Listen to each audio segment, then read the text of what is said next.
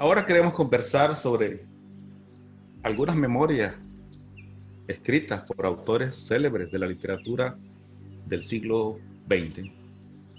Autores que me gustan mucho y que quiero compartir con ustedes. No son muchos, son 4 autores de la literatura que han escrito sus memorias a su manera. Y yo quiero referirme a ellas.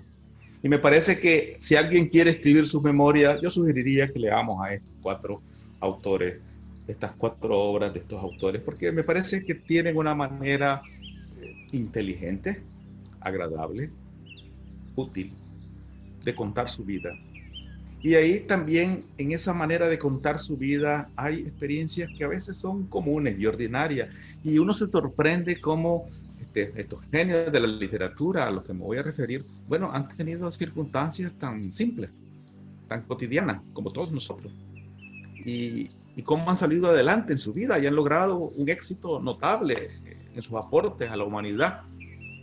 Y a lo mejor surgieron de circunstancias adversas, todos ellos, con muchas dificultades a lo largo del camino de su vida. Y a veces uno se asusta porque tiene algunas dificultades y cuando se percata de las dificultades que tuvieron otros y que lograron éxito, me parece que ahí hay un aprendizaje importante. Y quiero comenzar refiriéndote a un autor nicaragüense, el padre del modernismo, Rubén Darío, que como sabemos nació en León, nació en Metapa, pues vivió su niñez y su juventud, su adolescencia en León, aunque nació circunstancialmente en Metapa, pero se hizo en León. Su formación se hizo en León y ahí hubo una influencia cultural extraordinaria. Y él escribió su autobiografía, aunque no le llamaron autobiografía en su momento, sino que son las publicaciones posteriores las que han llamado autobiografía. El nombre de lo que él escribió realmente se llama La vida de Rubén Darío, escrita por él mismo. Ese nombre largo, así se lo puso en 1912, 1913, y lo publicó en distintas entregas en el diario La Nación de Buenos Aires.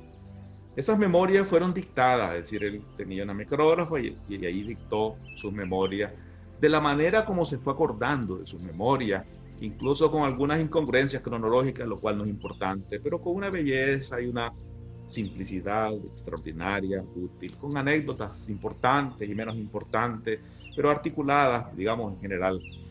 Esa memoria, cuando se escribe, cuando la escribió Darío, fue 3 o 4 años antes de su muerte, que fue en 1916.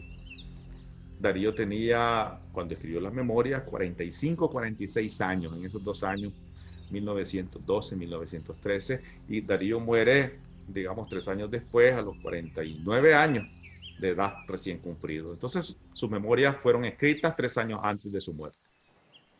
Y voy a referirme a cada una de ellas, solo el primer párrafo de cada una de ellas. Y este es el libro que cuenta Darío, capítulo primero, dice: tengo más años desde hace 4, es decir, él tenía 44 cuando escribe esto. O sea, tengo más años desde hace 4 significa que él se refiere a cuando tenía 40, entonces él escribe en 44. Que los que exige Benvenuto para la empresa. Así doy comienzo a estos apuntamientos que más tarde han de desenvolverse mayor y más detalladamente.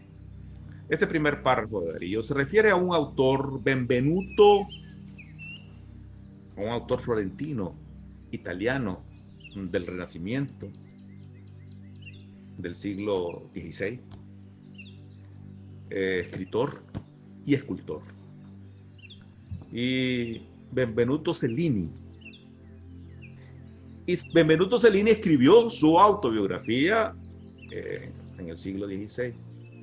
Y Benvenuto dice que la edad para escribir la autobiografía es a los 40. A los 40 años hay que escribirla, dice.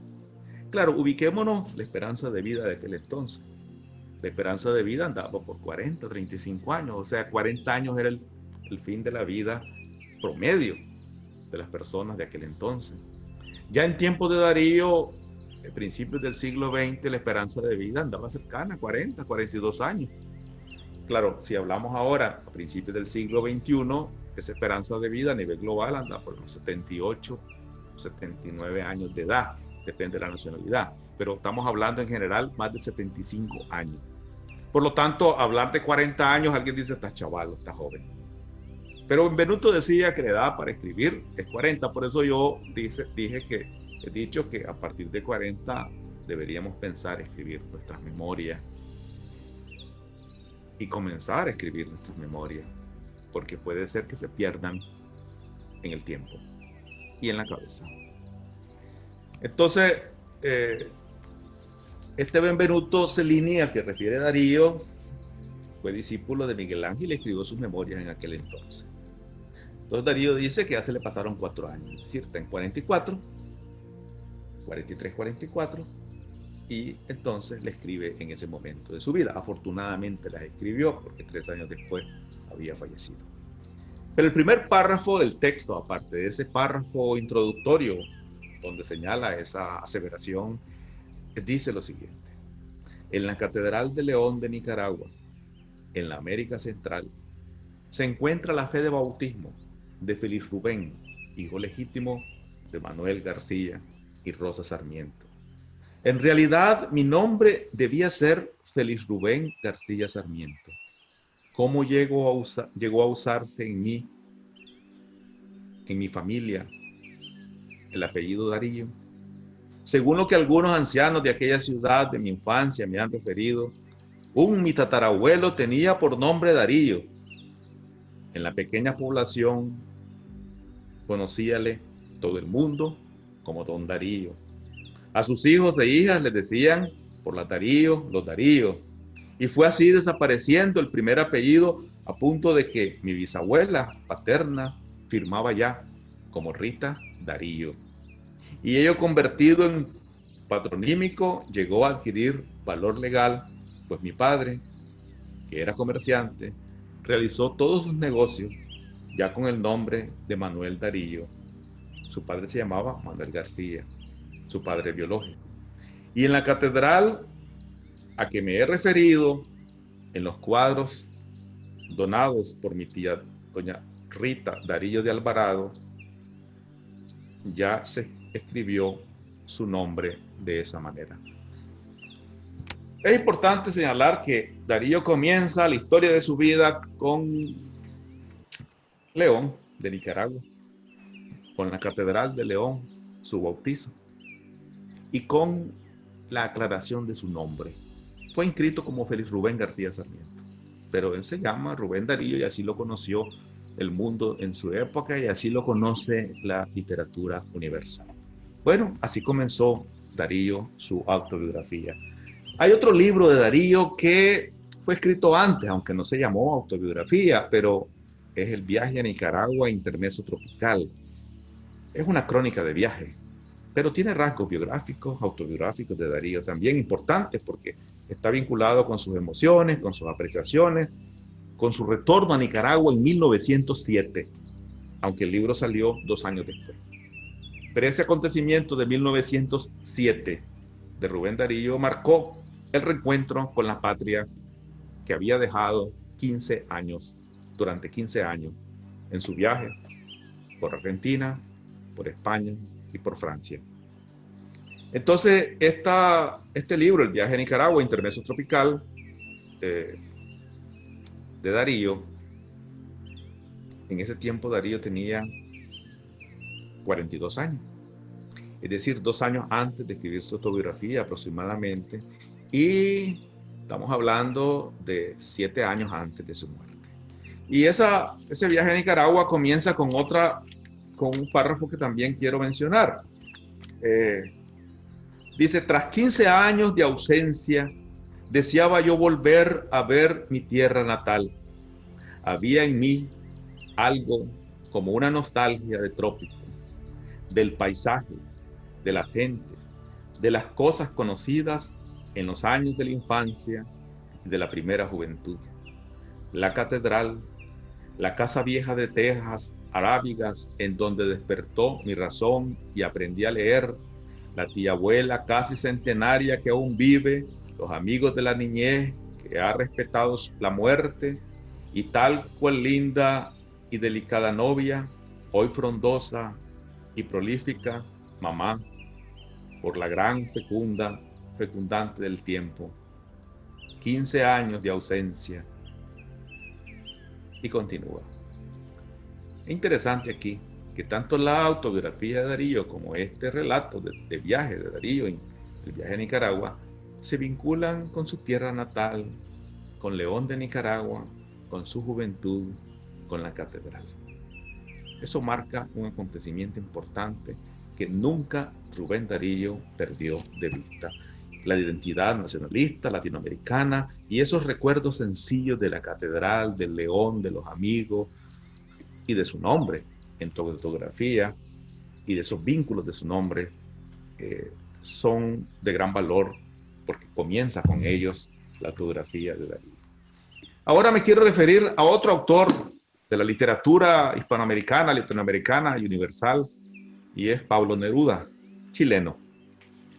Pablo Neruda escribió su autobiografía y el nombre, Confieso que he vivido. Fue publicada en 1974, es una publicación póstuma. Si ustedes recuerdan, Pablo Neruda fallece el 23 de septiembre de 1973. La publicación es del 74.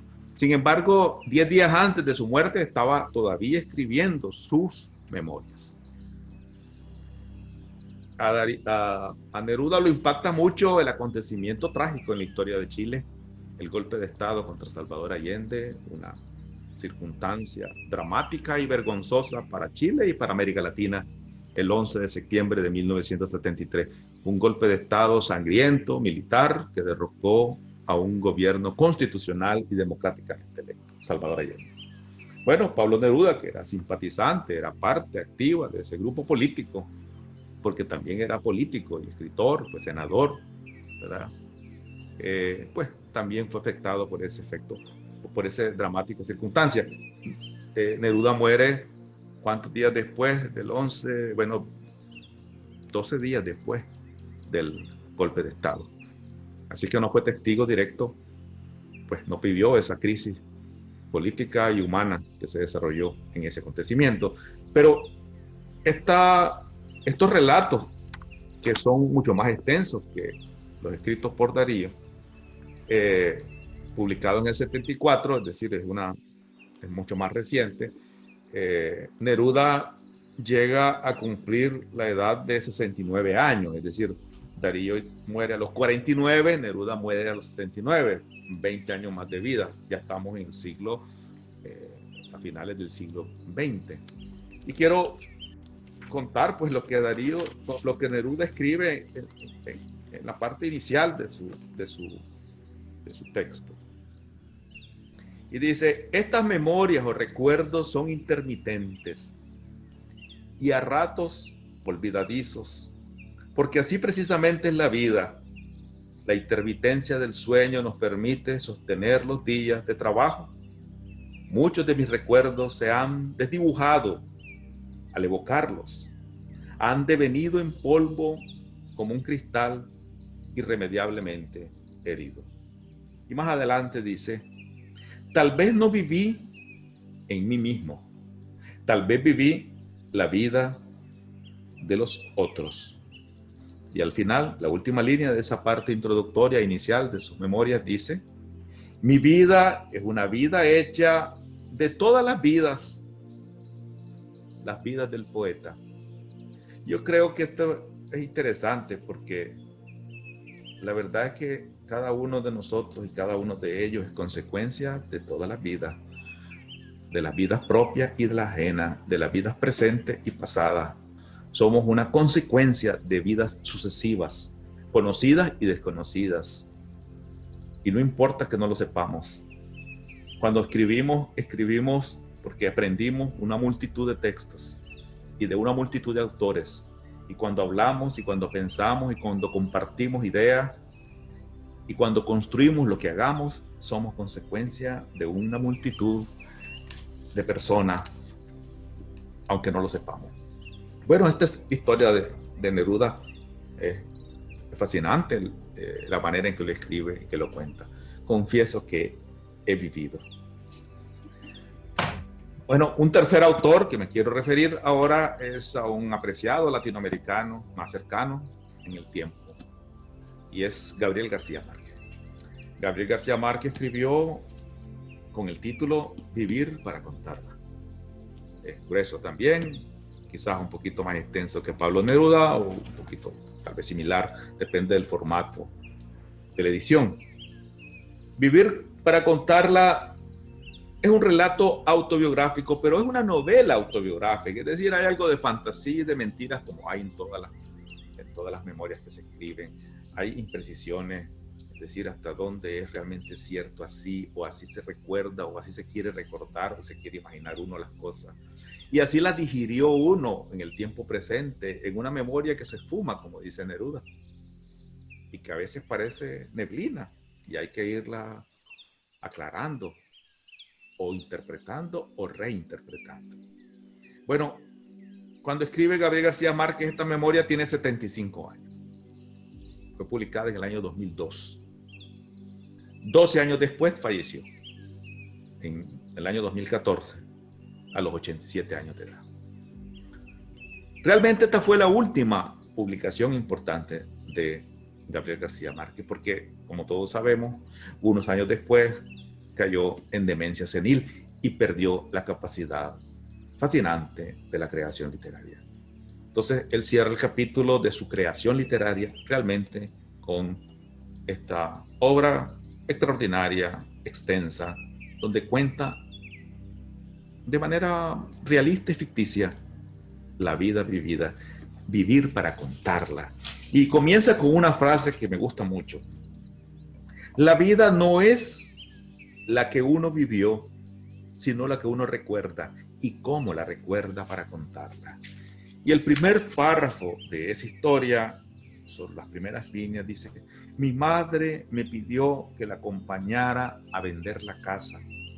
Había llegado a Barranquilla esa mañana desde el pueblo distante donde vivía la familia y no tenía la menor idea de cómo encontrarme. Preguntando por aquí y por allá entre los conocidos, le indicaron que me buscara en la librería Mundo o en los cafés vecinos, donde iba 2 veces al día a conversar con mis amigos escritores. El que se lo dije le advirtió: vaya con cuidado, porque son locos de remate. Llegó a las 12 en punto. Se abrió paso con su andar ligero por entre las mesas de libros en exhibición. Se me plantó enfrente, mirándome a los ojos con la sonrisa pícara de sus días mejores, y antes que yo pudiera reaccionar, me dijo: soy tu madre. Es decir, este acontecimiento que cuenta Gabriel García Márquez, el encuentro con su madre, que había perdido de vista, se convierte en el inicio de su memoria, vivir para contarla. Ahora, ¿ocurrió así exactamente o le agregó a la historia Gabriel García Márquez algo más? No importa, es una historia y es una historia vivida y sentida así. Finalmente concluyo con otra de mis memorias preferidas, de mis autores preferidos, y me refiero al portugués José Saramago, Premio Nobel de Literatura también en el año 1998. Saramago escribió este relato autobiográfico y le puso un título muy particular: Mis pequeñas memorias. Se centra en relatos de su niñez y adolescencia, en esas impresiones que tienen una gran profundidad para el futuro y que definen el futuro de cualquier persona. ¿Qué ocurrió en la niñez y la adolescencia? Será una consecuencia, se verá en las consecuencias de los años que vinieron después. Saramago publicó esto en el año 2006, tenía 78 años. Él falleció 4 años después. Tenía 78 en el 2006, más 4 años, correcto. Fallece 4 años después. De tal forma que nos legó un libro fascinante, Las pequeñas memorias. Tiene una característica interesante con respecto a las otras: tiene mucho humor. Y las otras también tienen algo de humor. Pero Saramago es abundante en el humor. Ustedes van a reírse cuando lean estas pequeñas memorias de Saramago. Y vamos a ver cómo comienza. Hay una frase, dice: déjate llevar por el niño que fuiste. Sus memorias, sus pequeñas memorias. Déjate llevar por el niño que fuiste. Y el primer párrafo dice: a la aldea le dicen Aciñaga. Está en ese lugar, por así decirlo, desde los albores de la nacionalidad. Ya era foral en el siglo XIII. Pero de esa estupenda veteranía nada queda, salvo el río que le pasa al lado.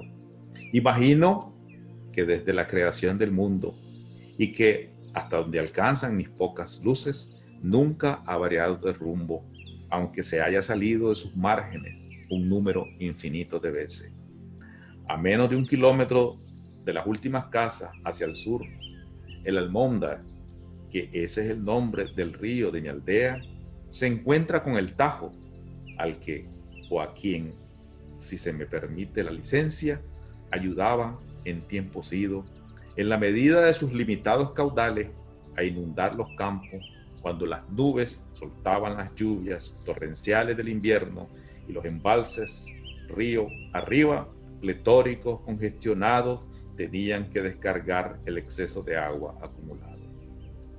La tierra es plana, lisa, como la palma de la mano, continúa escribiendo Saramago.